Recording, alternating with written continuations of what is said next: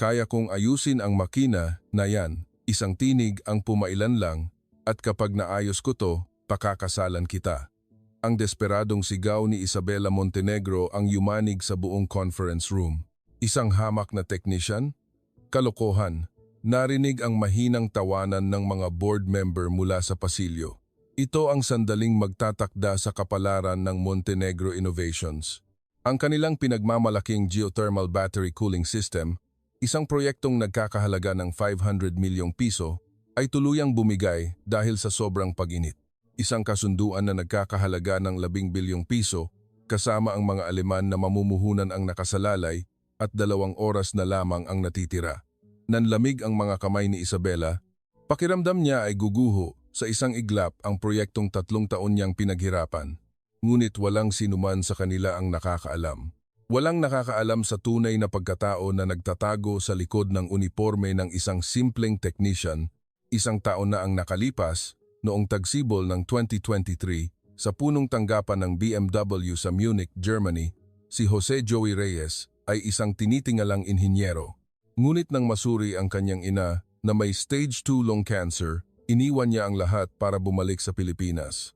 Dahil sa matinding pangangailangang pinansyal para sa pagpapagamot ng ina, ang tanging trabahong mabilis niyang nakuha ay ang pagiging isang maintenance technician. Ang kanyang maningning na karera sa BMW ay nagwakas. Isang bagong simula ang kailangan, at sa gayon, nagsimulang magtrabaho si Joey sa Montenegro Innovations, lingid sa kaalaman ng lahat ang kanyang tunay na kakayahan. 24 na oras bago ang krisis, alas 5 ng umaga, tumunog ang alarma sa cellphone ni Joey Reyes. Madilim pa sa loob ng kanyang maliit na inuupahang kwarto. Sa labas ng bintana, bumabalot ang umagang hamog ng Maynila. Bumangon si Joey mula sa kama at marahang inikot ang kanyang leeg. Naninigas ang kanyang mga balikat. Sa harap ng salamin sa banyo, bakas sa mukha ni Joey ang pagod. Ang 25 taong gulang na lalaking nakikita niya ay malayong malayo sa kanyang itsura sa Germany 1 taon na ang nakalipas. Dati, nakasuot siya ng mamahaling suit na may ekspresyong puno ng kumpiyansa. Ngayon, malalim ang guhit ng pagod sa ilalim ng kanyang mga mata. Heto na naman ang isang araw, mahinang bulong niya. Malamig ang pakiramdam ng hawak niyang pangahit. Sa likuran niya, nasalamin ang kanyang mga sertipiko at parangal na nakasabit sa dingding.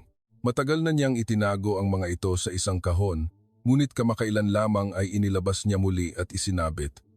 Minsan, kailangan niyang paalalahanan ang sarili kung sino siya dati.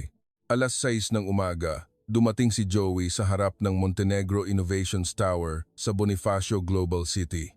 Madilim pa ang karamihan sa mga opisina sa 40 palapag na gusaling salamin. Ilan pa lamang ang mga sasakyang nakaparada. Hindi sa pangunahing pasukan ng mga empleyado dumaan si Joey, kundi sa likod, sa daanang para lamang sa mga staff ng facility management. Sa basement, sa silid ng facility management, nagpalit siya ng kanyang uniforme. Isang navy blue na overalls na may name tag na Jose Reyes. Nang tumingin siya sa salamin, pakiramdam niya ay naging ibang tao siya. 1 taon na ang nakalipas, may isip kaya niyang magiging ganito ang kanyang itsura? Dala ang kanyang toolbox, sumakay siya sa elevator.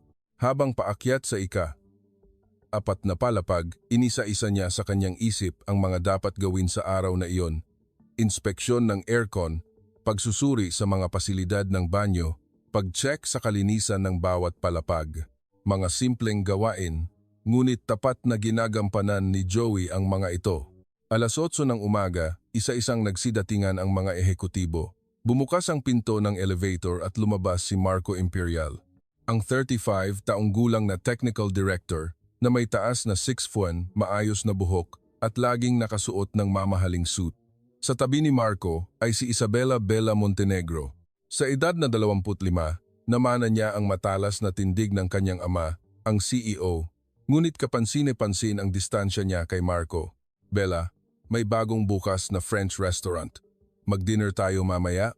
Michelin 2-star chef daw ang nandoon. Puno ng kumpiyansang sabi ni Marco. Ngunit malamig ang tugon ni Bella. Pasensya na, Marco. Abala ako sa paghahanda para sa presentasyon. Nasa isang sulok ng pasilyo si Joey, nag-iinspeksyon ng aircon, ngunit rinig na rinig niya ang usapan ng dalawa. Hindi niya pinalampas ang bahagyang pagkunot ng noo ni Marco dahil sa pagkadismaya. Sa loob ng isang taon, hindi na mabilang kung ilang beses na niyang nasaksihan ang ganitong eksena, napansin ni Marco si Joey.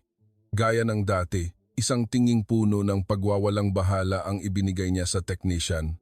"Hoy, bakit ang init dito? Hindi ba gumagana ng maayos ang aircon?" May halong inis sa boses ni Marco. Inangat ni Joey ang kanyang ulo at magalang na sumagot. "Kasalukuyan ko pong tinitingnan, sir. Aayusin ko po ang setting ng temperatura. Bilisan mo. Alam mo namang darating ang mga investor mula Germany ngayon, para bang isang makina ang kausap ni Marco. Hindi man lang siya nito tiningnan sa mata. Bahagyang kumunot ang noo ni Bella, na tila hindi nagustuhan ang asal ni Marco, ngunit wala siyang sinabi. Isang komplikadong damdamin ang namuo sa dibdib ni Joey. Kung nasa Germany lang siya, isang taon na ang nakalipas, marahil ay kapantay niya sa posisyon ang isang tulad ni Marco at nakikipagdebate tungkol sa teknolohiya. Ngunit sa ngayon, kailangan niyang magtiis. Para sa panggamot ng kanyang ina, hindi niya maaaring mawala ang trabahong ito. Pumunta si Bella sa kanyang opisina sa ika-39 na palapag. Bagamat marketing director ang kanyang posisyon, ang totoo ay pabigat sa kanya ang pagtatrabaho sa kumpanya ng kanyang ama. Palagi niyang nararamdaman ang mga tinging nagsasabing anak ng may-ari. Sa ibabaw ng kanyang mesa, nakatambak ang mga materyales para sa presentasyon, 11 bilyong pisong kasunduan sa pamumuhunan mula sa Germany. Ito ang pinakamalaking transaksyon sa kasaysayan ng kumpanya. Kung magtatagumpay, ang Montenegro Innovations ay magiging isang pandaigdigang korporasyon. Muling sinuri ni Bella ang mga dokumento. Ang makabagong teknolohiya para sa geothermal battery cooling system, mga patent, plano sa produksyon lahat ay tila perpekto. Ngunit dahil sa kanyang pagiging metikulosa, kailangan niyang suriin ito ng paulit-ulit hanggang sa makampante siya. Sana, maging maayos ang lahat, mahinang bulong ni Bella. Bahagyang nanginginig ang kanyang mga daliri. Ito ang pinakamahalagang pagkakataon para mapatunayan ang kanyang kakayahan sa kanyang ama. Oras ng tanghalian, naglilinis si Joey malapit sa Technical Research Lab sa ika-4 na palapag. Sa likod ng salaming pinto, natatanaw niya ang makabagong battery cooling system, mga komplikadong tubo at sensor, isang sistema kung saan dumadaloy ang cooling fluid. Sa mata ni Joey, detalyado niyang nakikita ang lahat. Hindi episyente ang pagkakalagay ng heat exchanger na yon. Naisip niya, mababawasan ng mga 20% ang cooling efficiency. Agad na pumasok sa isip ni Joey ang solusyon, salamat sa 3 taon niyang karanasan sa pagsasaliksik sa battery cooling technology sa Germany. Ngunit hindi siya umimik. Sino nga ba ang makikinig sa isang hamak na technician? Sa loob ng laboratorio, nag-uusap ng seryoso ang mga inhinyero. Madilim ang kanilang mga mukha, tila may problema. Nagpatuloy sa pagwawalis si Joey habang nakikinig. Patuloy na tumataas ang temperatura. Sinubukan na nating paganahin sa maximum ang cooling fan, pero walang gaanong epekto. Kung hindi natin ito mareresolba bago bukas, malaking problema to. Samantala, sa kanyang opisina, pinagmamasdan ni Marco si Bella. Sa likod ng salaming pader, kitang-kita ang pagnanasa sa kanyang mga mata habang tinitingnan ang dalaga. Ngunit hindi lang iyon. Ang pagpapakasal kay Bella ay nangangahulugang siya ang magiging tagapagmana ng Montenegro Innovations. Ang ama ni Marco ay nagpatakbo ng isang maliit na pagawaan, ngunit nalugi ito ilang taon na ang nakalipas. Dahil dito, nagkaroon si Marco ng matinding pagnanasa sa pera. May kakayahan siya, ngunit wala siyang koneksyon. Para sa kanya, si Bella ang kanyang pagkakataon para umasenso sa buhay. Kapag naging matagumpay lang ang presentasyon ngayon, tiyak na bibilib din sa akin si Bella, naisip ni Marco habang nagkakalkula. Kung maisasara ang 12 bilyong pisong kontrata, malaki rin ang magiging bonus niya. Gamit iyon, mas magiging agresibo siya sa panliligaw kay Bella. 6:00 ng gabi, halos lahat ng empleyado ay nagsiuwian na, ngunit nanatili pa rin si Bella sa opisina. Napakahalaga ng presentasyon kinabukasan. Malamig na ang kanyang hapunan sa mesa, at naninigas na ang kanyang mga balikat. Nag-iikot si Joey para sa kanyang huling paglilinis. Nakita niya ang ilaw na nagmumula sa opisina ni Bella. Sa likod ng salaming pinto, nakita niya ang nakayukong anyo ng dalaga. Napakasipag niya, naisip ni Joey, at bahagyang kumirot ang kanyang puso. Naalala niya ang sarili, 1 taon na ang nakalipas, kung paano siya nagtrabaho ng may ganoong kasigasigan. Naalala niya ang mga panahong nagpupuyat siya sa Germany para sa kanyang pananaliksik. Ngunit iba na ang mundo niya ngayon. Tahimik na dumaan si Joey sa pasilyo. Sa sandaling iyon, walang sinuman ang nakakaalam na sa pagdating ng umaga, magbabago ang lahat. 11:00 ng gabi, tahimik ang laboratorio. Ngunit sa loob ng battery cooling system, isang hindi nakikitang problema ang unti-unting lumalaki. Isang maliit na depekto sa heat exchanger, isang hindi balanseng daloy ng cooling fluid. Habang lumilipas ang oras, lalong nabibigatan ang sistema. Sa monitor, dahan-dahang tumataas ang graph ng temperatura. Hindi pa ito umabot sa warning level, ngunit sa pagdating ng umaga, magbabago ang lahat. Ang 11 bilyong pisong kontrata, ang kapalaran ng kumpanya at ang nakatagong talento ng isang lalaki ay malapit ng mabunyag. Taglagas ng 2022 sa punong tanggapan ng BMW sa Munich, Germany, sentro ng revolusyon sa mga dekuryenteng sasakyan. Sa ika-15 palapag ng research building, si Jose Joey Reyes ay may sariling laboratorio. Ang malawak na espasyo na may sukat na 95 metro kwadrado ay puno ng mga makabagong kagamitan, isang state-of-the-art thermodynamics simulator, 3D printer at iba't ibang kagamitang panukat. Sa mesa ni Joey, nakadisplay ang tropeo ng Young Innovator Award na iginawad ng German Association of Automotive Engineers. Natanggap niya ang parangal na iyon sa edad na 28. Tinatawag siya ng kanyang mga kasamahan na cooling genius. Ang battery cooling technology na kanyang binuo ay itinuturing na pinakamahusay sa industriya. Joey, sa sistema mo, tumaas ng 60% ang lifespan ng baterya, sabi ng kanyang Aleman na kasamahan, si Hans, na may pananabik. Ang monitor na nagpapakita ng mga resulta ng pagsubok ay nagpakita ng mga kamangha-manghang numero. Mas mahusay ito kaysa sa mga umiiral na cooling system. Puno ng pagmamalaki ang dibdib ni Joey. Ito ang bunga ng 3 taon ng walang tigil na pananaliksik, araw at gabi. Naramdaman niya ang kiliti sa kanyang mga daliri. Sa teknolohiyang ito, kaya niyang baguhin ng tuluyan ang merkado ng dekuryenteng sasakyan. Ang apartment ni Joey ay isang marangyang penthouse sa sentro ng Munich. Matataas na kisame, malawak na sala, modernong kusina, at isang balkonaheng may tanawin ng Alps, isang pangarap na lugar. Ang kanyang buwanang sahod ay 1,500 euros, katumbas ng humigit kumulang 500,000 piso. Mayroon din siyang kotseng BMW na bigay ng kumpanya at sapat na pera para magbakasyon sa Italia at Espanya tuwing tag-araw. Tuwing Sabado't Linggo, kasama niya ang kanyang mga kasamahan sa mga beer hall sa siyudad. Habang umiinom ng tradisyonal na Aleman na serbesa, ang Weissbier, mainit silang nagtatalakayan tungkol sa teknolohiya ng sasakyan. Ang kanyang kaalaman sa wikang Aleman ay humusay araw-araw at naging natural ang kanyang pakikisalamuha sa mga lokal. Joey, para ka ng tunay na Aleman, pabirong sabi ng kanyang mga kasamahan.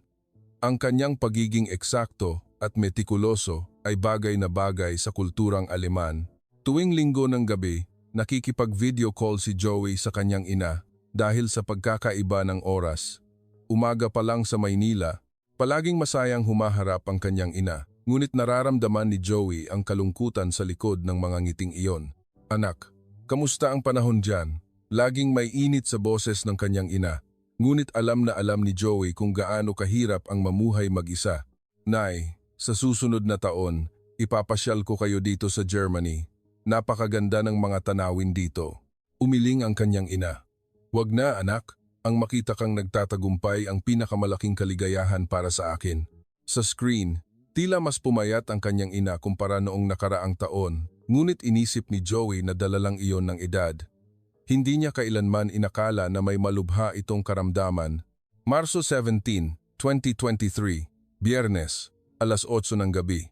Sinusubok ni Joey ang isang bagong cooling algorithm sa kanyang laboratorio. Tahimik ang gabi sa Munich. At iilan na lang ang natitira sa research building. Tumunog ang kanyang cellphone. Nang lumitaw ang pangalang nanay sa screen, Biglang kumabog ang dibdib ni Joey. Bihirang tumawag ang kanyang ina. Palaging si Joey ang unang nangangamusta. Bahagyang nanginig ang kanyang kamay. May masama siyang kutob. "Hello, Nay? Joey? Anak." Nagpatingin ako sa doktor. Iba ang boses ng kanyang ina. Nanginginig ito. Natuyo ang lalamunan ni Joey. "Bakit po? May problema ba?" May lung cancer ako. Stage 2. Kailangan kong mag-chemotherapy at radiation therapy." Sa isang iglap, gumuho ang mundo ni Joey. Tila tumigil ang lahat ng tunog sa laboratorio. Ang ingay ng computer fan, ang mga yabag sa pasilyo, maging ang sarili niyang paghinga ay hindi niya marinig. Muntik nang mahulog ang cellphone sa kanyang kamay. Nawalan ng lakas ang kanyang mga binti at napaupo siya sa silya. Nablangko ang kanyang isip. "Nay, ano pong ibig sabihin yan?" Nanginginig na tanong ni Joey. Nanlabo ang kanyang paningin. Ang lahat ng tagumpay na kanyang pinaghirapan sa loob ng 3 taon ay tila nawalan ng saysay. Sabi ng doktor, may pag-asa pa raw kung magagamot agad. Pero nahihirapan akong mag-isa. Sa mga salitang iyon ng kanyang ina, tila pinipiga ang puso ni Joey. Kung stage 2 lung cancer, nasa 50% ang tsansa na gumaling. May pag-asa pa, ngunit hindi ito magiging madali. Matapos ang tawag, isinubsob ni Joey ang kanyang mukha sa mesa. Bumalik sa kanyang isipan ang mga alaala ng pagkabata. Matapos mamatay ang kanyang ama sa isang aksidente sa sasakyan, mag-isang pinalaki ng kanyang ina si Joey. Nagtrabaho ito sa isang maliit na karinderya sa umaga at naglinis ng mga gusali sa gabi para lang mapag-aral siya. "Joey, mag-aral kang mabuti para maging matagumpay ka." Iyon ang sinabi ng kanyang ina noong high school siya nang magreklamo siyang ayaw na niyang mag-aral. Magaspang ang mga kamay ng kanyang ina noon dahil sa sabon, ngunit malinaw pa sa kanyang alaala ang paghaplos nito sa kanyang ulo. Noong nasa kolehiyo, kinapos siya sa pampaaral at pinag-isipang huminto, ngunit umutang ang kanyang ina sa bangko para lang makapagtapos si Joey. "Hayaan mo na ako, anak. Mag-aral ka lang ng mabuti." Palagi niyang itinatago ang sariling sakripisyo. Hindi nakatulog si Joey ng gabing iyon. Nakahiga sa kama, nakatitig sa kisame, malalim ang iniisip. Sa labas ng bintana, maganda ang tanawin ng Munich sa gabi, ngunit walang nakikita ang kanyang mga mata. Dalawang pagpipilian ang umiikot sa kanyang isip, ipagpatuloy ang kanyang matagumpay na karera sa BMW o bumalik sa tabi ng kanyang ina. Ang isa ay kumakatawan sa lahat ng kanyang pinaghirapan. Ang pagkilala ng mga kasamahan, mataas na sahod, isang maningning na kinabukasan, ngunit sa kabilang banda, naroon ang pinakamahalagang tao sa kanyang buhay. Ang paggamot para sa stage 2 lung cancer ay aabutin ng hindi bababa sa 1 taon. Ang mga side effect ng chemotherapy ay magpapahirap sa kanyang pang-araw-araw na buhay at tiyak na kakailanganin niya ng tulong. Para sa kanyang inang namumuhay mag-isa, ito ay magiging isang napakahirap na panahon. 5:00 ng umaga, nakapagdesisyon na siya. Masakit sa dibdib, ngunit wala siyang ibang pagpipilian. Kailangan kong umuwi. Sa harap ng salamin sa kanyang silid, may namumuong luha sa mga mata ni Joey, ngunit sa likod nito, mayroong isang matatag na determinasyon. Isinakripisyo ng kanyang ina ang buong buhay nito para sa kanya. Ngayon, pagkakataon na niya para magsakripisyo para sa ina. Kinaumagahan, humiling si Joey ng isang pulong sa kanyang departamento. Hindi makapaniwala ang kanyang mga kasamahan, lalo na si Hans. "Joey, sigurado ka ba? Aalis ka na?" "Isang magandang kinabukasan ang naghihintay sa iyo dito," sabi ng kanyang hepe na si Dr. Miller. Tumango si Joey. Tila may bumara sa kanyang lalamunan at hirap siyang magsalita. "Pamilya po muna." Iyon lang ang naisagot niya. Malungkot na tinapik ni Dr. Miller ang kanyang balikat. Huling araw ng Marso, ang huling araw ni Joey sa trabaho. Naghanda ang kanyang mga kasamahan ng isang maliit na despedida sa kanilang paboritong beer hall. "Joey, kung sakaling gusto mong bumalik, tawagan mo lang kami. Palaging bukas ang pinto para sa iyo," taus-pusong sabi ni Hans. Tumango ang iba pa niyang kasamahan. Kinikilala nila ang galing ni Joey. Ngunit alam ni Joey na kapag umalis siya, mahirap nang bumalik. Mabilis magbago ang industriya ng sasakyan. Kahit 2 taon ka lang mawala, mahihirapang humabol sa mga bagong uso sa teknolohiya. "Salamat, Hans. Maraming salamat sa lahat, sabi ni Joey habang nangingilid ang luha.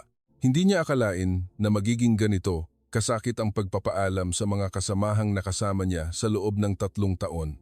Abril 5, sumakay si Joey sa eroplano mula Munich patungong Maynila. Mula sa bintana ng eroplano, unti-unting lumalayo ang Alemanya. Bumuhos ang lahat ng alaala ng nakaraang 3 taon. Hawak niya ang isang maliit na papel kung saan nakasulat ang huling usapan nila ng kanyang ina. Anak, pasensya na. Parang sinisira ko ang buhay mo. Puno ng pagsisisi ang kanyang ina, ngunit walang ganoong isipin si Joey. Ang pagkakasakit ng kanyang ina ay hindi kasalanan ng sinuman. Habang tinatawid ng eroplano ang karagatan, pinatatag ni Joey ang kanyang loob. Tapos na ang kanyang marangyang buhay sa Germany, ngunit isang bagong simula ang naghihintay. Kung mapapagaling niya lang ang kanyang ina at makabangon silang muli, sapat na iyon. Ngunit hindi niya alam noon na 1 taon mula ngayon, magsusuot siya ng uniforme ng isang technician at sa prosesong iyon, matatagpuan niya ang tunay na pag-ibig. Ngayon, Marso 18, 2024, Lunes, alas 7 ng umaga. Iba ang tensyon sa punong tanggapan ng Montenegro Innovations. Sa lobby, magkatabing nakadisplay ang mga watawat ng Pilipinas at Alemanya. Mas alerto kaysa karaniwan ang mga security guard. Alas 6 pa lang ay nasa kumpanya na si Bella para sa huling pagsusuri. Nakasuot ng itim na suit at nakatali ng maayos ang buhok, bahagyang nanginginig ang kanyang mga daliri. Ito ang huling pagsubok para sa proyektong 3 taon niyang pinaghandaan. Sana maging maayos ang lahat ngayon. Mahinang bulong ni Bella. Puno ng pananabik ang kanyang boses. Ito ang pagkakataon niyang ipakita ang kanyang kakayahan sa ama at iangat ang kumpanya sa pandaigdigang entablado. Alas 8 ng umaga, dumating mula sa Naya ang delegasyon ng mga mamumuhunang Aleman. Pinangungunahan ito ni Herr Klaus Schmidt, ang chairman ng Heidelberg Group, kasama ang 5 iba pang ehekutibo. Ang 10 bilyong piso na kanilang ipupuhunan ang pinakamalaking halaga sa kasaysayan ng Montenegro Innovations. Titingnan namin kung ang teknolohiya ng Pilipinas ay tunay ngang nasa antas na aming hinahanap. Malamig at kalmado ang boses ni Herr Schmidt. Ipinapakita nito ang pagiging perpeksyonista ng industriya ng sasakyan sa Alemanya. Bagamat isinalin ng isang interpreter, ramdam na ramdam ang bigat ng kanyang mga salita. Sinalubong sila ni CEO Roberto Montenegro nang may sukdulang paggalang. Ngunit ang mga mukha ng mga Aleman ay nanatiling puno ng pag-aalinlangan. Wala silang tiwala sa teknolohiya ng isang kumpanya mula sa Pilipinas. Alas 9:30 sa Technical Research Lab sa ICA-40 na palapag, puspusan ng huling pagsusuri. Ang geothermal battery cooling system na nagkakahalaga ng 500 milyong piso ay nasa gitna ng mesa. Mga komplikadong tubo at sensor at mga transparent na tubo kung saan dumadaloy ang cooling fluid na parang mga ugat ng isang buhay na organismo. May kumpiyansang sinuri ni Marco Imperial ang sistema. Hanggang kahapon, perpekto ang lahat. Temperatura, presyon, bilis ng daloy lahat ng Gerbyaw ay nasa normal na saklaw. Huwag kang mag-alala, Bella. Perpekto ang sistemang ito, puno ng pagmamalaki ang boses ni Marco. Ngunit ang kumpiyansang iyon ay malapit ng madurog. Abala rin ang mga technical staff. Nag-set up sila ng malaking monitor para sa presentasyon at inayos ang iba't ibang kagamitang panukat. Handa na ang lahat. Alas 10:15 ng umaga, habang sinusuri ang sistema, isang kakaibang bagay ang nangyari. Tumunog ang warning alarm mula sa temperature sensor. Ang matinis na tunog ay pumuno sa laboratorio. Sinuri ng isang staff ang monitor. Sir, lumampas po sa normal range ang temperatura. Ano? Patingin. Dali-daling lumapit si Marco. Sa screen kumikislap ang isang pulang warning light. Ang temperatura ng baterya ay lumampas sa 65 degrees Celsius. Ang normal na saklaw ay dapat mas mababa sa 45 degrees. Iset ang cooling fan sa maximum. Utos ni Marco. Ngunit kahit tinaasan ang bilis ng fan, patuloy pa ring tumataas ang temperatura. Malinaw na may mas malalim na problema. Lumipas ang 30 minuto, ngunit hindi pa rin nare-resolba ang problema. Lalong lumala ang sitwasyon. Nagsimulang maging irregular ang daloy ng cooling fluid, Mukhang may problema sa circulation pump, sir. Maingat na sabi ng isang batang inhinyero. Umiling si Marco. Hindi. Maayos ang pump. I-check ninyo ulit ang heat exchanger. Mali ang desisyon ni Marco, ngunit nais niyang protektahan ang kanyang autoridad. Hindi niya masabi sa harap ng kanyang mga tauhan na hindi niya alam ang solusyon. 11:00 na. 1 oras na lang bago ang presentasyon at lalong nagiging hindi matatag ang sistema. Umabot na sa 75 degrees ang temperatura at nagsimula ng umingay ang cooling fluid. Sa conference room sa ika-35 na palapag, nakikipag-usap si Bella sa mga Aleman na mamumuhunan. Ngunit ang kanyang isip ay nasa technical lab sa ika-40 na palapag. Kanina pa niya napapansin ang pagiging abala ng mga technical staff. Ms. Montenegro, makikita na ba namin ang demonstrasyon sa loob ng 30 minuto? Tanong ni Herschmidt. Pilit na ngumiti si Bella. Opo, siyempre. Kasalukuyan pong ginagawa ng aming mga technical staff ang huling pagsusuri.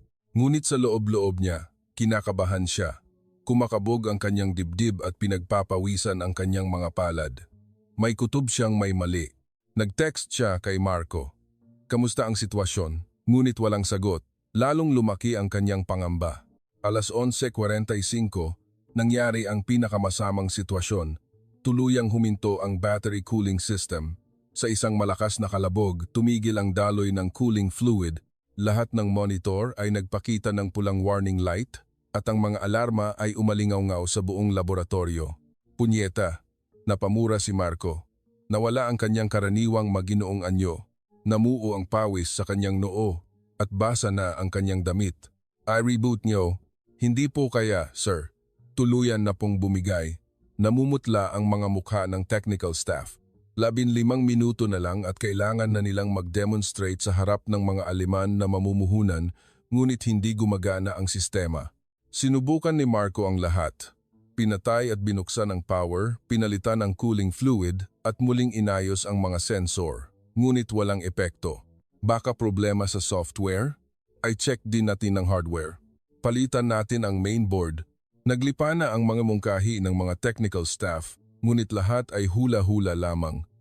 Walang sinuman ang nakakaalam ng eksaktong sanhi. Parang ulan ang agos ng pawis sa noo ni Marco. Ang 5 taon niyang pinaghirapang karera ay nasa bingit ng pagguho. Higit sa lahat, hindi matanggap ng kanyang pride na ipakita ang kanyang kawalan ng kakayahan sa harap ni Bella. 5 minuto bago mag-12:00, umakyat si Bella sa ika-40 na palapag. Naghihintay na ang mga Aleman na mamumuhunan, ngunit hindi pa nagsisimula ang demonstrasyon. Sa sandaling binuksan niya ang pinto ng laboratorio, namutla ang mukha ni Bella. Ang sistema ay tuluyan ng huminto at ang mga technical staff ay nagkakagulo. Marco, anong nangyayari? Nanginginig ang boses ni Bella. Ang proyektong 3 taon niyang pinaghirapan ay guguho na. Bella, pasensya na. Biglang nagkaproblema ang sistema. Nagsimulang magpaliwanag si Marco, ngunit hindi na siya pinakinggan ni Bella. Naghihintay sa ibaba ang mga mamumuhunang may dalang 11 bilyong piso. Naninikip ang kanyang dibdib. Hirap siyang huminga. Nanlamig ang kanyang mga daliri at tila nawalan ng lakas ang kanyang mga binti. Anong gagawin natin? Kaya pa ba nating ayusin to ngayon? Hindi masagot ni Marco ang desperadong tanong ni Bella. Sa totoo lang, hindi niya alam kung paano ito aayusin. Bigyan mo pa ako ng kaunting oras. Wala na tayong oras. Naghihintay na ang mga Aleman. Tumaas ang boses ni Bella. Bihira itong mangyari sa kanya na laging kalmado. Nasa sukdulan na ang kanyang stress. Mula sa conference room, narinig ang mga bulungan ng pagkadismaya ng mga Aleman na mamumuhunan. Hindi na nila maaaring patagalin pa ang sitwasyon. Sa desperasyon, tumingin si Bella sa pasilyo. Sa sandaling iyon, nakita niyang dumaan si Jose Reyes na nakasuot ng uniforme. Karaniwan, hindi niya ito papansinin. Ngunit ngayon, kahit sa patalim ay kakapit siya. At sa sandaling iyon, isang desperadong sigaw ang kumawala sa bibig ni Bella. Natigilan sa paglalakad si Joey sa pasilyo. Narinig niya ang desperadong sigaw ni Bella. Sa loob ng 1 taon sa kumpanyang ito, hindi na mabilang kung ilang beses siyang binaliwala, ngunit iba ang sandaling ito. May mainit na damdamin na umusbong sa kanyang dibdib. Kaya ko pong ayusin yan. Kalmado ngunit puno ng kumpiyansa ang boses ni Joey. Lahat ng mata sa conference room ay napabaling sa kanya. Isang technician na nakasuot ng overalls ang nag-aalok na ayusin ang isang sistemang nagkakahalaga ng 500 milyong piso. Sinabi mong kaya mong ayusin ang makina na yan? Sige, kapag naayos mo to, pakakasalan kita. Ang desperadong sigaw ni Bella ay umalingaw-ngaw sa buong silid. Mga salitang binitiwan dahil sa matinding stress. Ngunit nagulat ang lahat, bakas ang pagkalito sa mukha ni CEO Roberto Montenegro. Nagkatinginan ang mga Aleman na mamumuhunan at bahagyang ngumisi. Hindi pa sila nakasaksi ng ganito katawa-tawang sitwasyon. Ano bang alam ng isang technician diyan? May bumulong, ngunit hindi natinag si Joey. Ang 3 taong karanasan niya sa BMW sa Germany ang nagbigay sa kanya ng kumpiyansa. Talaga bang naiintindihan ng taong ito ang ating teknolohiya? Tanong ni Herr Schmidt sa pamamagitan ng interpreter. Ang orihinal na salitang Aleman ay mas mapanghusga, ngunit perpektong naiintindihan ni Joey ang Aleman. 3 taon siyang nanirahan sa Munich. Lubos ko pong naiintindihan ang inyong sistema, Herr Schmidt, sagot ni Joey sa matatas na Aleman. Nanlaki ang mga mata ni Herr Schmidt. Hindi niya inaasahan na ang isang technician mula sa Pilipinas ay marunong magsalita ng Aleman. Marunong kang magsalita ng Aleman? Nagtrabaho po ako sa punong tanggapan ng BMW sa Munich sa loob ng 3 taon. Dalubhasa po ako sa battery cooling systems. Sa sagot ni Joey, tumahimik ang buong conference room. Namutla ang mukha ni Marco, naramdaman niyang may mali. Lumuhod si Joey sa harap ng sirang sistema. Kinapa niya ang mga tubo, idinikit ang kanyang tainga at pinakinggan ang tunog, mga galaw ng isang bihasang propesyonal. May pumasok na hangin sa line 3 ng heat exchanger, kaya naging hindi balanse ang daloy ng cooling fluid. Tumpak ang diagnosis ni Joey. Ang sanhi na hindi mahanap ni Marco at ng kanyang mga inhinyero sa loob ng 3 oras ay natagpuan niya sa loob lamang ng 5 minuto. Paano mo nalaman yan? Nanginginig na tanong ng isang batang inhinyero. Ngumiti si Joey at nagpaliwanag. Iba po kasi ang pattern ng ingay. Kapag normal, isang mahinang ugong ang maririnig. Pero kapag may pumasok na hangin, may paulit-ulit na kalampag. Nagkatinginan ng may pagkamangha ang mga Aleman na mamumuhunan. Ang ganitong uri ng tumpak na pagsusuri ay wala kahit sa mga karaniwang eksperto. Hindi alam ni Marco kung ano ang gagawin. Ang problemang hindi niya malutas sa loob ng 3 oras ay natagpuan ng isang technician sa loob ng 5 minuto. Nasaktan ang kanyang pride at napahiya siya sa harap ni Bella. Imposible yan. Na-check na namin ang parteng yan, palusot ni Marco. Ngunit tumpak nang naituro ni Joey ang problema. Tingnan ninyo po rito. Nakikita ninyo ba ang mga bula ng hangin sa bahaging ito? Problema ito dahil hindi gumagana ng maayos ang air release valve. Konkreto at lohikal ang paliwanag ni Joey. Isa-isang tumango ang mga inhinyero. Napakalinaw ng kanyang paliwanag. Inilabas ni Joey ang mga kinakailangang kagamitan mula sa kanyang toolbox. Spanner, Allen wrench, pressure gauge lahat ay bihasa niyang ginamit. Una, tatanggalin natin ng tuluyan ang presyon sa sistema. Pagkatapos, aalisin natin ang air release line. Mabilis at eksakto ang mga galaw ni Joey. Daan-daang beses na niyang ginawa ang trabahong ito sa BMW. Lalong humanga ang mga Aleman na mamumuhunan sa kanyang profesionalismo. Profesional ang isang to, bulong ni Herr Schmidt sa kanyang kasamahan sa Aleman. Ang mga galaw niya, kapareho ng ating mga inhinyero. Narinig ni Joey ang sinabi nila, ngunit hindi niya ipinahalata. Nagpatuloy siya sa pagtatrabaho ng may buong konsentrasyon. Pagkalipas ng 30 minuto, lahat ay namangha sa galing ni Joey. Ang komplikadong cooling system ay tila bahagi ng kanyang katawan. Tapos na po ang pag-alis ng hangin. Ibabalik na natin ngayon ang cooling fluid. Nang pihitin ni Joey ang balbula, isang mahinang tunog ang nagsimulang marinig mula sa sistema. Ibang-iba sa kanina, isang normal na tunog. Chairman, isang tunay na dalubhasa ang taong ito, sabi ng isang Aleman na inhinyero kay Herr Schmidt. Kahit ang pinakamagagaling nating inhinyero ay hindi kayang ayusin to ng ganito kabilis. Namuo ang pawis sa noo ni Joey, ngunit nanatiling kalmado ang kanyang ekspresyon. Para sa kanya, Pang-araw-araw na gawain lang ang ganitong pag-aayos. Pagkalipas ng 1 oras at kalahati, tumayo si Joey. Pinagpag niya ang kanyang mga kamay at itinuro ang sistema. Tapos na po. Pwede niyo nang subukan. Nanginginig na pinindot ni Bella ang start button. Nagsimulang gumana ng maayos ang sistema. Lahat ng jibyaw ay bumalik sa normal na saklaw at naging matatag ang temperatura. Imposible, bulong ni Marco habang nakatitig sa monitor ng may pagtataka. Ang problemang hindi nila malutas sa loob ng 3 oras ay naayos ng walang kahirap-hirap. Ang mas nakakagulat ay ang performance. Matapos ayusin ni Joey, tumaas ng 15% ang kahusayan ng sistema, mas mahusay pa kaysa sa orihinal na disenyo. Personal na sinuri ni Herschmidt ang sistema. Sa kanyang 40 taong karanasan sa industriya ng sasakyan, perpekto ang pagkakagawa. Napakagaling, wonderbar, bulalas ni Herschmidt. Tumango rin ang iba pang mamumuhunan. Kung ganito ang antas ng teknikal na kakayahan, ito na ang hinahanap namin. Ituloy natin ang kontrata.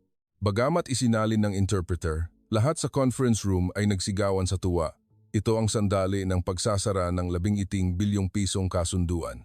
Tinitigan ni Bella si Joey nang may pagtataka, isang tagapagligtas na lumitaw sa sandali ng kawalan ng pag-asa. Namutla ang mukha ni Marco. Ang kanyang kawalan ng kakayahan ay nabunyag sa lahat. At higit sa lahat, tuluyan siyang napahiya sa harap ni Bella. Paano nangyaring ang isang technician? Bulong ni Marco, ngunit walang sinumang nakinig sa kanya. Lahat ng atensyon ay nakatuon kay Joey. Direktang nagtanong ang mga Aleman na mamumuhunan kay Joey.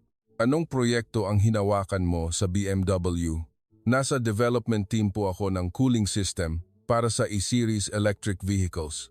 Sa sagot ni Joey, nagningning ang mga mata ni Herschmidt.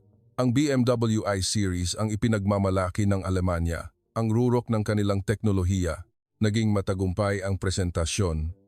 Mas mataas pa sa inaasahan ang ibinigay na pagsusuri ng mga Aleman na mamumuhunan at naging mas paborable ang mga tuntunin ng kontrata. Tumayo si Bella sa harap ni Joey. Maraming salamat. Kung wala ka, tumango si Joey. Sa kanyang mga mata, bumalik ang kumpiyansang taglay niya sa Germany. 1 taon na ang nakalipas. Gawain ko lang po. Ngunit alam ng lahat na hindi iyon ordinaryong gawain, kundi isang himala, at ang lalaking gumawa ng himalang ito ay hindi isang simpleng technician. Tinitigan ni CEO Roberto Montenegro si Joey at naisip, hindi ko maaaring pakawalan ang taong ito. Siya ang tunay na bida na nagsara ng pinakamahalagang kontrata sa kasaysayan ng kumpanya. Tanging si Marco lang ang mag-isang nakakuyom ang mga kamao sa isang sulok. Naramdaman niyang nanganganib ang kanyang posisyon. At napansin din niya ang tuluyang pagbabago sa tingin ni Bella. Matapos ang presentasyon at pag-alis ng mga Aleman na mamumuhunan, isang kakaibang katahimikan ang bumalot sa conference room. Tinitigan ni CEO Roberto Montenegro si Joey at nagsalita. Ginoong Reyes, totoo bang nagtrabaho ka sa BMW? Tumango si Joey. Wala nang dahilan para magtago. Mas mabuti pang sabihin ang totoo. Mula 2020 hanggang 2023 po, nasa research and development team ako sa punong tanggapan nila sa Munich. Ang disenyo ng battery cooling system para sa mga dekuryenteng sasakyan ang aking espesyalidad. Namutla ang mukha ni Bella. Ngayon niya napagtanto kung sinong tao ang binaliwala niya sa loob ng 1 taon, tila may bumagsak sa kanyang dibdib. Pero bakit? Bakit ka nagtatrabaho dito bilang isang technician? Nagkasakit po ang nanay ko ng lung cancer. Mahirap po para sa kanya na magpagamot mag-isa kaya bumalik ako. Sa simpleng paliwanag ni Joey, tumahimik ang buong silid. Isang kuwento ng isang lalaking tinalikuran ang tagumpay para sa kanyang pamilya. Hindi makatayo si Bella mula sa kanyang upuan, tila nawalan ng lakas ang kanyang mga binti. Ang mga alaala ng isang taong pagtrato niya kay Joey bilang isang multo ay bumalik sa kanyang isipan. Ang mga pagkakataong nagkakasalubong sila sa pasilyo at hindi man lang niya tinitingnan. Ang mga sandaling hinahamak siya ni Marco at wala siyang sinabi. Lahat ay nakakahiya. Pasensya na. Sobrang pasensya na. Nanginginig ang boses ni Bella. Nangingilid ang kanyang mga luha. Ngayon niya napagtanto kung gaano siya nabulag ng pagkiling. Umiling si Joey. Okay lang po. Kahit sino naman siguro ay ganoon din ang gagawin. Hindi nyo naman po alam ang sitwasyon. Ang mapagbigay na salita ni Joey ay lalong nagpabigat sa puso ni Bella. Paano ko nagawang balewalain ang ganitong tao sa loob ng isang taon? Pakiramdam niya ay napakaliit niya. Sa isang sulok, nakakuyom pa rin ang mga kamao ni Marco. Tuluyan nang bumaliktad ang sitwasyon. Ang problemang hindi niya malutas sa loob ng 3 oras ay naayos ng isang technician sa loob lamang ng 1 oras. Ang mas malaking problema ay ang reaksyon ni Bella. Ang tingin niya kay Joey ay tuluyan nang nagbago. Isang tinging may halong paghanga at pagsisisi. Ang walang hiyang yon, inaagaw niya ang pwesto ko. Umalingaw-ngaw ang alarma sa isip ni Marco. Ang kanyang plano sa pagpapakasal kay Bella, ang yaman ng pamilya Montenegro, lahat ay nanganganib. Kaya, anong plano mo ngayon? Maingat na tanong ni Marco. Malinaw na kung mananatili si Joey sa kumpanya, manganganib ang kanyang posisyon. Humarap si CEO Roberto Montenegro. Ang kanyang instinct bilang isang negosyante ay gumana. Ginoong Reyes, interesado ka bang magtrabaho para sa aming kumpanya ng formal? Gusto kong ialok sa iyo ang posisyon ng Technical Director. Bahagyang nag-atubili si Joey. Sa loob ng 1 taon bilang technician, nasanay na siya sa simpleng buhay. Gusto ko pong malaman ang mga kondisyon. Taunang sahod na 8 milyong piso, performance bonus, at buong suporta para sa pagpapagamot ng iyong ina. Nagningning ang mga mata ni Joey sa alok ni Roberto. Ang pagpapagamot ng kanyang ina ang kanyang pinakamalaking alalahanin at ngayon ay gagaan ang pasanin na iyon. Nagulat din si Bella at napatingin sa kanyang ama. Ang 8 milyong piso ay halos kapantay na ng sahod ni Marco. Nag-alok pa ng mas malaking plano si CEO Roberto. At Ginoong Reyes, may isa pa akong alok. Gusto mo bang pamunuan ang aming susunod na henerasyon ng proyekto sa pagbuo ng dekuryenteng sasakyan? Nagliwanag ang mga mata ni Joey. Hindi niya inaasahan ang alok na ito. Susunod na henerasyon ng dekuryenteng sasakyan? Ngayon, humanga ang mga Aleman na mamumuhunan sa ating kakayahang teknikal. Nagbabalak silang mag-alok ng mas malaking proyekto. Isang 5 taong pandaigdigang proyekto sa pagunlad ng teknolohiya ng dekuryenteng sasakyan na nagkakahalaga ng 50 bilyong piso, napigil ng lahat sa silid ang kanilang paghinga. 50 bilyong piso, isang napakalaking proyekto na hindi nila sukat akalain. Ang iyong karanasan sa BMW, Ginoong Reyes. Ang susi, isang dekalidad na teknolohiya ng dekuryenteng sasakyan na nakakatugon sa pamantayan ng Europa, iyan mismo ang kailangan natin. Sa labas, tila nagagalak si Marco, ngunit sa loob-loob niya, nag-aalab ang kanyang galit. Kailangan niyang gumawa ng plano. Congratulations, Joey. Isang karangalan na makatrabaho ka. Ngunit habang nakikipagkamay, may malamig na kislap sa mga mata ni Marco. Nag-iisip na siya ng paraan para patalsikin si Joey. May sakit ang nanay niya, kung gayon. Mayroon siyang kahinaan. Isang madilim na plano ang nagsimulang mabuo sa isip ni Marco. Gagawin niya ang lahat, anuman ang paraan. Nang matapos ang pulong, bumalik si Marco sa kanyang opisina. Ikinandado niya ang pinto at umupo sa harap ng computer. Jose Reyes, may lung cancer ang ina. Nagsimulang maghanap si Marco ng mga kontak na makakapag-imbestiga sa personal na impormasyon. Kahit na iligal, kailangan niyang hanapin ang kahinaan ni Joey. 50 bilyong pisong proyekto. Akin yan. May malupit na kislap sa mga mata ni Marco. Para kay Bella at sa pera, handa siyang gawin ang lahat. Ang panggamot ng ina niya ang kahinaan niya. Kung gagamitin ko yon, isang masamang ngiti ang gumuhit sa labi ni Marco. Nay, may magandang balita po ako. Ang masayang boses ni Joey ay umabot sa kanyang inang nakahiga sa ospital. Talaga anak? Ano yon? Pinagkatiwalaan po ako ng isang malaking proyekto sa kumpanya. Ngayon, hindi na natin kailangang mag-alala sa mga gastusin sa pagpapagamot. At mukhang kinikilala na nila ako bilang isang tunay na inhinyero.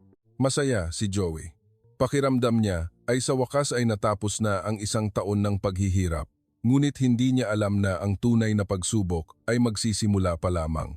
At kung gaano kasindak-sindak ang kalaban na nagngangalang Marco. 2 linggo na ang nakalipas mula nang italaga si Joey bilang Chief Technology Officer, ang bagong R&D Center sa ICA. 40 na palapag ay puno ng sigla. Mga makabagong kagamitan, malawak na espasyo, at sa ilalim ng ekspertong pamumuno ni Joey, mabilis na umuusad ang proyekto.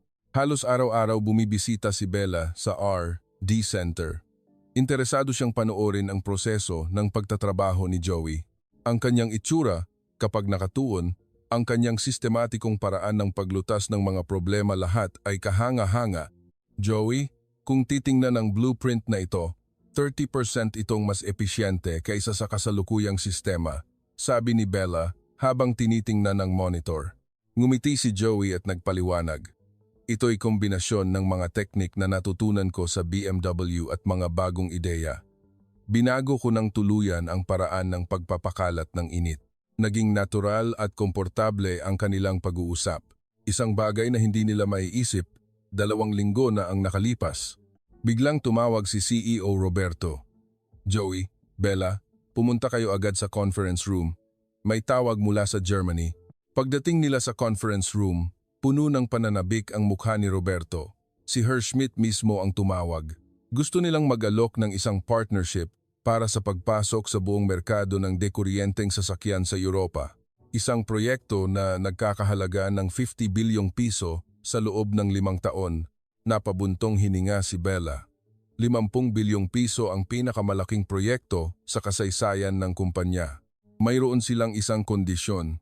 Dapat si Ginoong Reyes ang mamuno sa buong proyekto. Lubos ang tiwala nila sa iyong kakayahang teknikal. Nag-atubili si Joey. Hindi siya sigurado kung kaya niyang dalhin ang ganito kalaking proyekto mag-isa. Samantala, sa pasilyo, narinig ni Marco ang usapan at napangiwi ang kanyang mukha. Kinuyom niya ang kanyang mga kamao at nagngit-ngit ang kanyang mga ngipin, 50 bilyong pisong proyekto. At mapupunta sa gagong yon. Hindi maaari. 5 taon nang nagtatrabaho si Marco sa kumpanyang ito. Naghihintay ng ganitong pagkakataon. At ngayon, isang technician na bigla na lang sumulpot ang aagaw sa lahat at si Bella tuluyan na ring lumipat sa kanya. Kung wala lang ang gagong yon, isang mapanganib na plano ang nabuo sa isip ni Marco. Oras na para gamitin ang kahinaan ni Joey. Nang gabing iyon, nakipagkita si Marco sa isang pribadong investigador. Sa isang sulok ng isang coffee shop, iniabot niya ang isang sobre habang bumubulong. Alamin mo ang lahat tungkol sa ina ni Jose Reyes. Mga gastusin sa ospital, lahat. Makalipas ang 3 araw, nakatanggap ng tawag si Joey mula sa ospital. Ginoong Reyes, biglang lumala ang kondisyon ng inyong ina. Kailangan ninyong pumunta rito agad. Namutla ang mukha ni Joey. Muntik nang mahulog ang cellphone sa kanyang kamay. Habang nagmamadaling nag-iimpake si Joey para umalis sa opisina, sumulpot si Marco sa pasilyo. Joey, anong nangyari? Mukhang hindi maganda ang itsura mo, may pekeng pag-aalala sa boses ni Marco. Kailangan ng nanay ko ng emergency surgery. Papunta na ako sa ospital ngayon. Naku, nakakalungkot naman. Pero, alam mo, ang tulong pinansyal ng kumpanya para sa pagpapagamot ay para lang sa mga karaniwang kaso.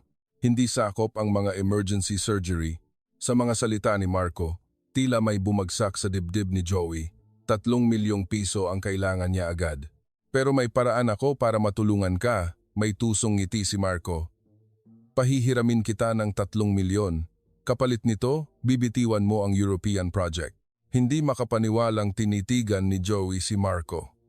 Anong sinasabi mo? Simple lang. Ibigay mo sa akin ang posisyon bilang pinuno ng European project.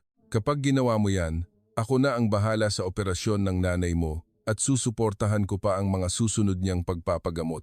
Ang alok ni Marco ay parang tukso ng demonyo. Pinagpipilian si Joey sa pagitan ng kanyang pangarap at pagmamahal sa pamilya. Wala ka ng oras. Nanganganib ang buhay ng nanay mo. Magdesisyon ka na ngayon, giit ni Marco. Tumingin si Joey sa labas ng bintana. Mula roon, natatanaw niya ang ospital kung saan naghihintay ang kanyang ina. Sige, bibitiwan ko ang proyekto. Nanginginig ang boses ni Joey. Sa sandaling iyon, tinalikuran niya ang pangarap na abot kamay na at tumakbo papunta sa ospital. Kinabukasan, sa conference room, nagdeklara si Joey. Pasensya na, ngunit kailangan kong bitiwan ang European project. Nagulat sina Roberto at Bella. Bakit? May nangyari ba? Nag-aalalang tanong ni Bella. Hindi karaniwan ang itsura ni Joey. May personal po akong dahilan. Si Marco na po ang papalit sa akin. Lumapit si Marco na may nasisiyahang ngiti. Gagawin ko po ang lahat ng aking makakaya. Mukhang mahirap din po ang pinagdadaanan ni Joey ngayon. Ngunit may naramdamang mali si Bella. Hindi siya makapaniwala na ang isang taong puno ng sigasig para sa proyekto kahapon ay bigla na lang susuko. Isang linggo matapos pamunuan ni Marco ang proyekto, sumabog ang problema. Sa isang video conference kasama ang German team, nagkaroon ng teknikal na pagkakamali. Ang disenyong ito ay ganap na mali, galit na sabi ni Herr Schmidt. Ang disenyong ipinakita ni Marco ay hindi tumutugma sa pamantayan ng BMW. Pasensya na po. Muli po naming susuriin, nagpapawis na, nagpaliwanag si Marco, ngunit malaki na ang pagkadismaya ng German team. Nasaan si Ginoong Reyes? Gusto naming makausap siya ng direkta. Namutla ang mukha ni Marco. Nabunyag na hindi niya kayang isulong ang proyekto nang wala si Joey. Nagsimulang mag-imbestiga si Bella dahil sa kanyang pagdududa. Ang biglaang pag-atras ni Joey at ang kahina-hinalang kilos ni Marco dapat may koneksyon. Nang suriin niya ang mga talaan ng ospital, natuklasan niya ang isang nakakagulat na katotohanan. Bayad na ang operasyon ng ina ni Joey at ang pinagmulan ng pera ay ang personal na account ni Marco. Imposible. Tinakot ba ni Marco si Joey? Kumabog ang dibdib ni Bella. Kung totoo yon, mas malalim na nag-imbestiga si Bella. Pinanood niya ang mga kilos ni Marco at sinuri ang mga bakas na naiwan sa kanyang computer. Sa wakas, natagpuan ni Bella ang tiyak na ebidensya, isang email record sa computer ni Marco kasama ang isang pribadong investigador. Pagsisiyasat sa impormasyon ng ina ni Joey, kumpleto na, maaaring takutin gamit ang mga gastusin sa ospital. Nanginig ang kamay ni Bella. Ngayon niya nalaman kung gaano kasama si Marco. Kasabay nito, umakyat ang galit sa kanyang dibdib. Naisip niya kung gaano naghirap si Joey, kung paano niya kinailangang isuko ang kanyang pangarap para sa pamilya. Napakasama nito. Agad na nagpasya si Bella na hanapin si Joey. Kailangan niyang ipaalam ang katotohanan at pigilan ang masamang balak ni Marco. Ngunit hindi niya alam na naghahanda na si Marco ng mas malaking patibong, isang huling plano para tuluyang wasakin si Joey. Samantala, sa pasilyo ng ospital, habang binabantayan ang kanyang ina, pinag-isipan ni Joey kung tama ba ang kanyang desisyon. Ang kalusugan ng kanyang ina kapalit ng kanyang pangarap. Ito na ba ang pinakamahusay na paraan? Ipinrint ni Bella ang ebidensya mula sa email ni Marco at nagtungo sa ospital. Nanginginig ang kanyang kamay habang mahigpit na hawak ang manibela. Sumasakit ang kanyang puso sa tuwing naiisip niya ang pinagdaanan ni Joey. Nang matagpuan niya si Joey sa pasilyo ng ospital, nakaupo ito sa isang silya at nakayuko, halatang nagpuyat siya sa pagbabantay sa kanyang ina. Nakakalungkot ang kanyang itsura na may tumutubong balbas at malalalim na eye bags. Joey, sa maingat na tawag ni Bella, inangat ni Joey ang kanyang ulo. Nagulat siya. Bella, anong ginagawa mo rito? Nalaman ko na kung ano ang ginawa ni Marco. Iniabot ni Bella kay Joey ang mga pre-print na email. Unti-unting tumigas ang mukha ni Joey. Ano to? Nanginginig ang boses ni Joey. Nang makita niya ang ebidensya ng planadong paninira ni Marco, kumulo ang galit sa kanyang buong katawan. Pinamanmanan niya ang nanay ko. At tinakot ako? Kinuyom ni Joey ang kanyang kamao. Alam niyang masamang tao si Marco, ngunit hindi niya akalain na ganito kasama. Ako na isinuko ang lahat para sa nanay ko. Nangingilid ang luha sa mata ni Joey. Napakasakit isipin na ginamit ang kanyang mabuting hangarin. Inilagay ni Bella ang kanyang kamay sa balikat ni Joey. Hindi ikaw ang nagkamali, Joey. Masyadong tuso si Marco. Matapos ang sandaling katahimikan, nagsalita si Joey. Bella, gusto mo bang batiin ang nanay ko? Nagatubili si Bella. Iniisip niya kung ayos lang ba na bigla siyang bumisita. Okay lang po ba? Marami na akong naikwento tungkol sa iyo kay nanay. Matagal ka na niyang gustong makilala. Binuksan ni Joey ang pinto ng silid. Nakahiga sa kama ang kanyang ina. Bagamat wala na ang oxygen mask, halata pa rin ang kanyang panghihina. Nay, nandito po si Miss Montenegro. Ang anak po ng may-ari ng kumpanya. Ah, ikaw pala yon. Mahina ngunit may init sa boses ng kanyang ina. Ngumiti ito nang makita si Bella. Magandang araw po. Ako po si Isabela Montenegro. Magalang na bati ni Bella. Inilahad ng ina ni Joey ang kanyang kamay. Laging ikinukwento ka sa akin ni Joey. Isang napakagaling na tao ka raw. Uminit ang dibdib ni Bella. Nagpapasalamat siyang maganda ang sinasabi ni Joey tungkol sa kanya. Mabait na bata si Joey mula pa noong maliit siya. Kahit pagkamatay ng tatay niya, ako pa rin ang laging inaalala, sabi ng ina. Napatingin si Bella kay Joey. Nahihiya siyang umiwas ng tingin. Nang mabalitaan kong nagtagumpay siya sa Germany, sobra akong natuwa. Pero nang sabihin kong may sakit ako, iniwan niya ang lahat para bumalik. Nangingilid ang luha sa mata ng ina. Hindi ko alam kung paano ako hihingi ng tawad. Parang sinira ko ang buhay ng anak ko. Hindi po, ginang, taos-pusong sabi ni Bella. Isang napakadakilang tao po si Joey, ang pagmamahal niya sa pamilya. Saan ka makakahanap ng ganyang tao? Sa mga salita ni Bella, nagulat si Joey at napatingin sa kanya. Ramdam niya ang sinseridad. Dahil po kay Joey, nagkaroon kami ng malaking tagumpay. Dapat po ninyo siyang ipagmalaki. Isang ngiti ang gumuhit sa mukha ng ina. Talaga? Nakatulong pala ang Joey ko. Paglabas sa silid, muling nag-usap sina Bella at Joey sa pasilyo. Hindi natin to pwedeng palampasin, sabi ni Joey habang tumatayo. Karaniwan siyang mahinahon, ngunit iba ngayon. Kailangang pagbayaran ni Marco ang ginawa niya. Tumango si Bella. Tutulungan kita. Sama nating ibunyag ang lahat ng kasamaan ni Marco. Umupo sila sa isang cafe at nagplano. Inilabas ni Bella ang kanyang laptop. Una, kailangan natin ng mas maraming ebidensya. Siguradong may iba pang file sa computer ni Marco. Tumango si Joey. At kailangan din nating ipaalam ang katotohanan sa mga Aleman na mamumuhunan na sinisira ni Marco ang proyekto. Kinaumagahan, maagang pumasok si Bella at hinalughog ang opisina ni Marco bago pa ito dumating. Nang buksan niya ang computer at suriin ang mga file, mas nakakagulat na mga bagay ang lumabas. Mga detalye ng bayad sa pribadong investigador, detalyadong plano para sirain si Joey. Ang taong to, kinopya ni Bella ang lahat sa isang USB. Nanginginig ang kanyang kamay, ngunit tiniis niya ito. Biglang may narinig siyang mga yabag mula sa pasilyo. Maagang dumating si Marco. Mabilis na isinara ni Bella ang computer at umalis. Bella, anong ginagawa mo rito ng ganito kaaga? Naghihinalang tanong ni Marco. Kalmadong sumagot si Bella. Tiningnan ko lang saglit ang mga materyales ng proyekto. Direktang nakipag-ugnayan sina Joey at Bella kay Herr Schmidt. Sa pamamagitan ng isang video conference, lihim nilang ipinaalam ang katotohanan. Nakakagulat. Hindi ko akalain na ganyang tao pala si Marco, seryosong sabi ni Herr Schmidt. Mula pa sa simula, si Ginoong Reyes na ang gusto naming makatrabaho. May malinaw na pagkakaiba sa kanyang kakayahang teknikal. Tumango si Joey. Susuriin ko po muli ang mga disenyong isinumite ni Marco. Siguradong maraming kailangang baguhin. Kung gayon, magkaroon tayo ng opisyal na pulong bukas. Sa pagkakataong ito, wala si Marco, mungkahi ni Herr Schmidt. Sumang-ayon sina Joey at Bella. Naramdaman ni Marco na may mali. Palaging nagbubulungan sina Bella at Joey at nawala ang komunikasyon mula sa German side. Nalaman na kaya nila? Hindi. Wala dapat silang ebidensya. Ngunit palaki ng palaki ang kanyang kaba.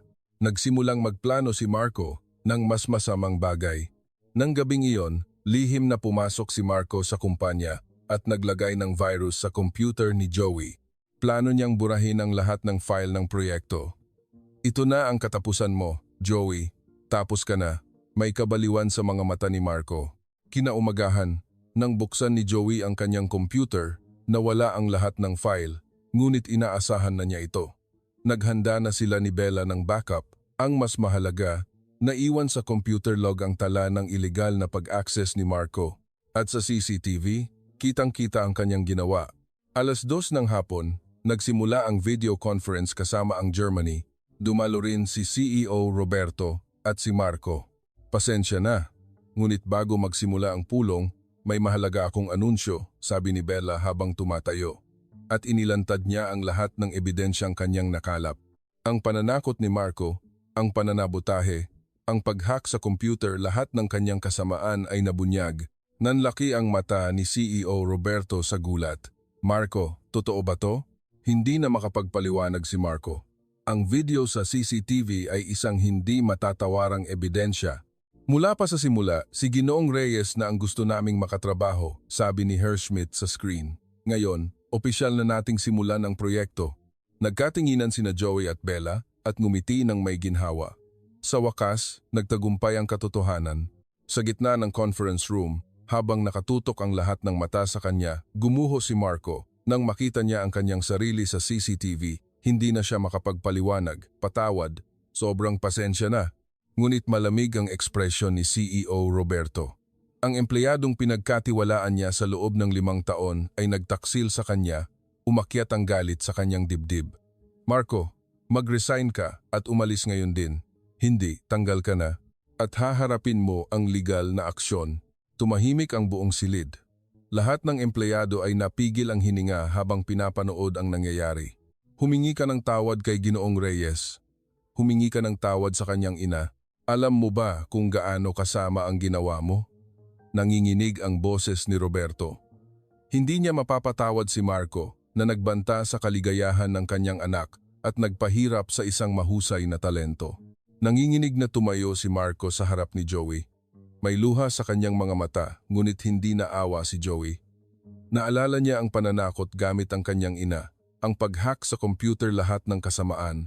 Ginoong Reyes, pasensya na talaga. Masyado akong naghangad. Malamig na tinitigan ni Joey si Marco.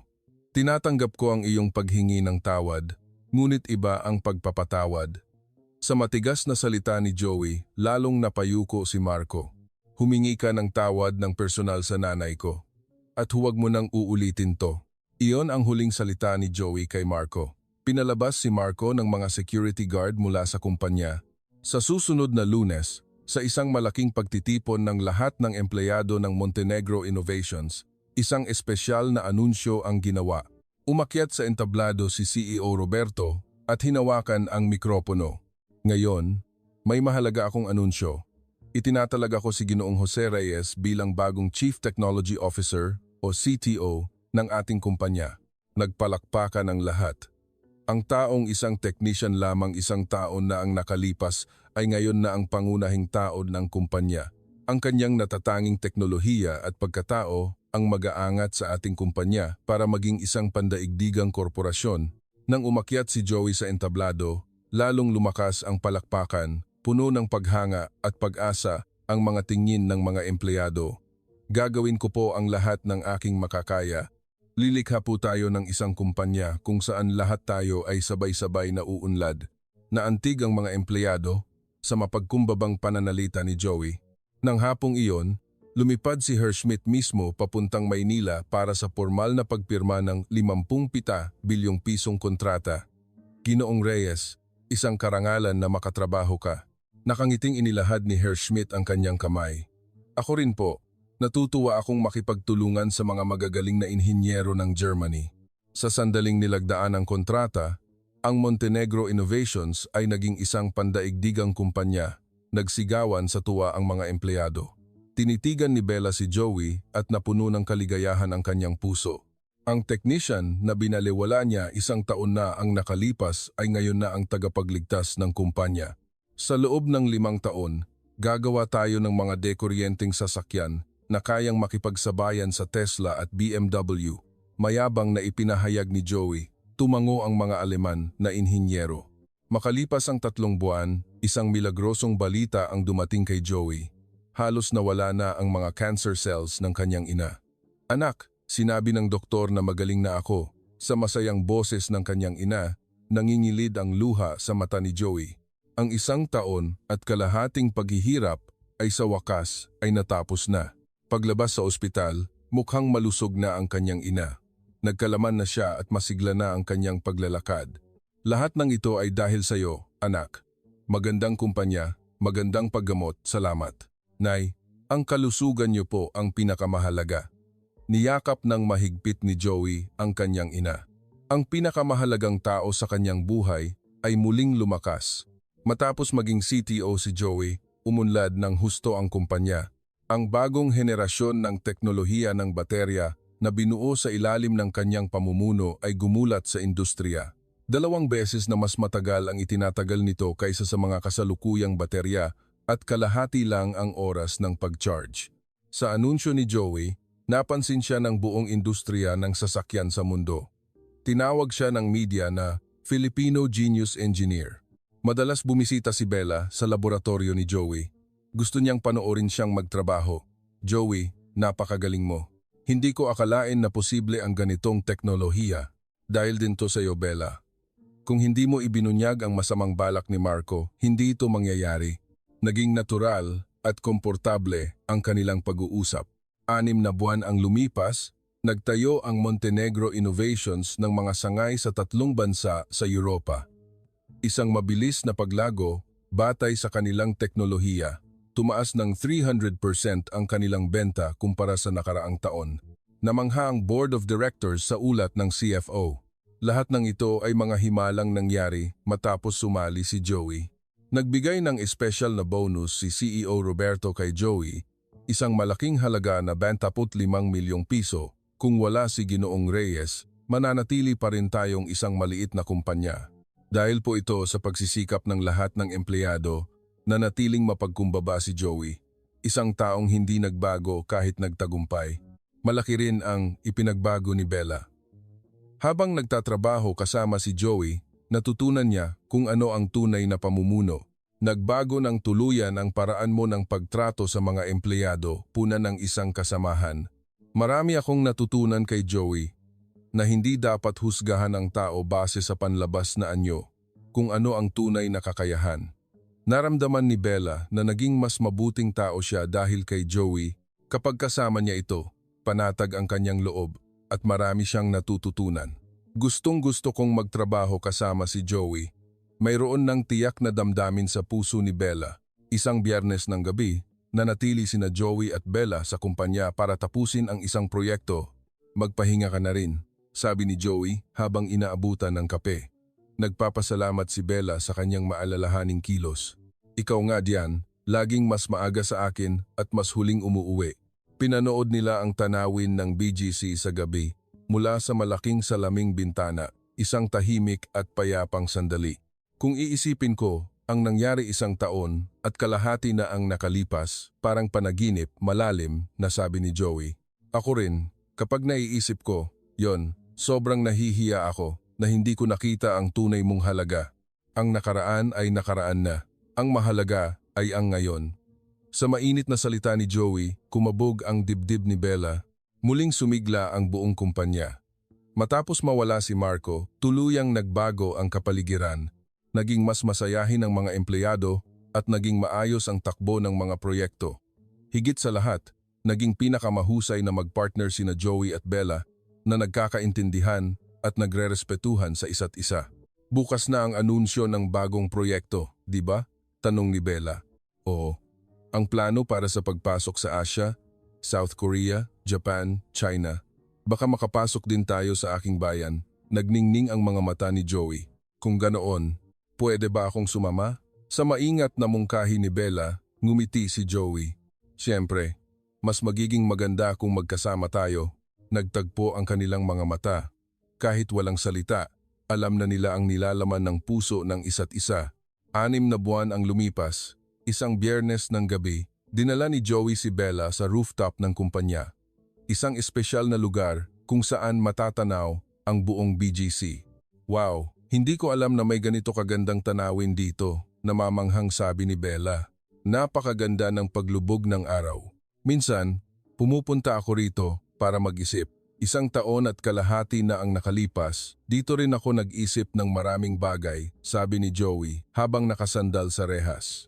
Noon, kalalabas lang ng balita tungkol sa sakit ng nanay ko. Anong iniisip mo noon?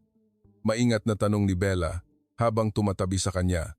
Mukhang malumanay ang ekspresyon ni Joey kung mananatili ba ako sa Germany o babalik sa Pilipinas. Kailangan kong pumili sa pagitan ng tagumpay at pamilya. Ramdam sa boses ni Joey ang bigat ng kanyang pinagdaanan. Nagsisisi ka ba? Hindi. Sa katunayan, tingin ko ito ang pinakamagandang desisyon na ginawa ko. Ngumiti si Joey habang nakatingin kay Bella. Kinilig si Bella sa tinging iyon. Kung nanatili ako sa Germany, hindi kita makikilala. Namula ang mukha ni Bella. Naramdaman niya ang kilig sa mga salita ni Joey. Sa malayo, kumikinang ang mga alon ng Manila Bay at isa-isang sumisindi ang mga ilaw ng lungsod, tila isang entabladong inihanda para sa kanilang dalawa. Joey, lakas loob na nagsalita si Bella. Ngayon, kailangan na niyang sabihin, 1 taon at kalahati na ang nakalipas, alam mo ba kung gaano ako naging mangmang? Sobrang nahihiya ako na hindi ko nakita ang tunay mong halaga. Umiling si Joey. Natural lang yon noon. Nagtatago rin naman ako. Hindi. Kahit nakasuot ka ng overalls o suit, walang pinagkaiba. Mula pa sa simula, isa ka ng dakilang tao. Nanginginig ang boses ni Bella, mga salitang puno ng katapatan. Nang makilala ko ang nanay mo, doon ko naintindihan kung bakit ganito kabait si Joey. Ang pagmamahal sa pamilya, ang pag-aalala sa kapwa lahat ay totoo. Nangingilid ang luha sa mata ni Joey. Nagpapasalamat siyang naiintindihan siya ni Bella ng ganito. Ikaw din, malaki ang ipinagbago mo. Mas naging mabait ka kumpara noong una tayong nagkita. Dahil yan sa'yo. Natutunan ko kung ano ang tunay na pamumuno, kung ano ang tunay na tagumpay. Naging natural at komportable ang kanilang pag-uusap. Ramdam nilang lubos nilang nauunawaan ang isa't isa.